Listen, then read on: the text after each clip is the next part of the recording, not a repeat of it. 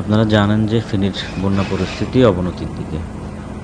ফেনীর গত কয়েকদিন আগে পাহাড়ি ঢল এবং অতিবৃষ্টির কারণে ফেনীর পরশুরাম এবং ফুলগাজীতে বন্যা সৃষ্টি হয়। সেই বন্যার পানি কিন্তু এখন কমতে শুরু করেছে। তবে ফেনী সদর এলাকার বিভিন্ন গ্রাম এই মুহূর্তে পানিতে ডুবে আছে। আমি এই মুহূর্তে রয়েছি ফেনীর পাঠানবাড়ি এরিয়াতে। সেখানে আমি ৫ তলায় অবস্থান করছি, কিন্তু আমার বাসার নিচে এই মুহূর্তে পানি হবে ৮ থেকে ১০ ফুট।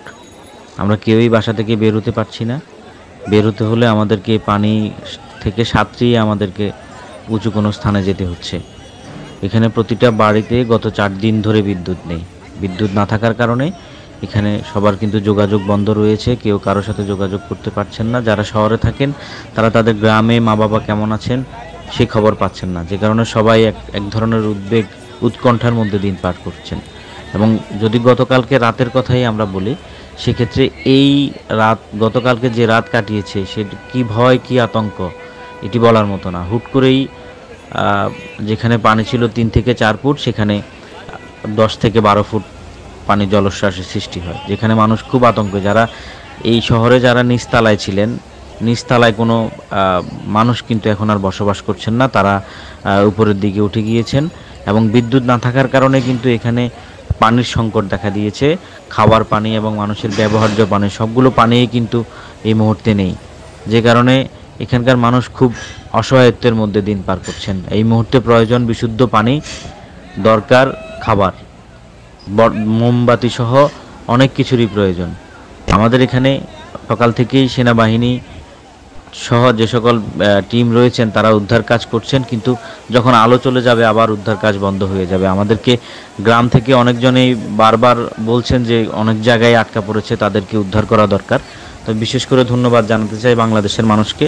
তারা ফেনীতে এসে তাদের উদ্ধার কাজে সবাই সহযোগিতা করছেন এবং আমরা দেখেছি সবাই তারা স্পিড বোট নিয়ে তারা মানুষকে উদ্ধার করে আনছেন এবং তারা খাবার দেওয়ার ব্যবস্থা করছেন। ফেনীতেও বেশ কয়েকটি আশ্রয়কেন্দ্র খোলা হয়েছে, যেখানে সে আশ্রয় শিবিরে মানুষ অংশগ্রহণ করছেন এবং সবাই সবাই সেখানে তাদের থাকা এবং খাওয়ার ব্যবস্থা করা হয়েছে। তো এখানে আসলে এখন পর্যন্ত এখনও কিন্তু একটা শঙ্কা রয়ে গেছে, যে কারণে হয়তো পানি আরও বাড়তে পারে। আর একটা ভালো দিক হচ্ছে যে কিন্তু আসলে সকাল থেকে এখানে বৃষ্টি হচ্ছে না। ওদিকের অবস্থা একদমই ভালো না। আমাদের নৌকানে যাইতে অনেক হিমশিম হচ্ছে, প্রচুর স্রোত, ওখানে হাজার হাজার লোক আটকা পড়া। আমরা যা পারছি শিশু, একজন প্রেগনেন্ট রোগী, ইভেন একজন বয়স্ক রোগী উদ্ধার করে নিয়ে আসছি। এছাড়াও বাচ্চা ছিল প্রায় ১০-১৫ জন, সবাইকে নিয়ে আসছি। আজকে ৪-৫ দিন আটকে এখনো আসতে পারতেছে না, খানা দানা নাই, খুব কষ্টে আছে তারা।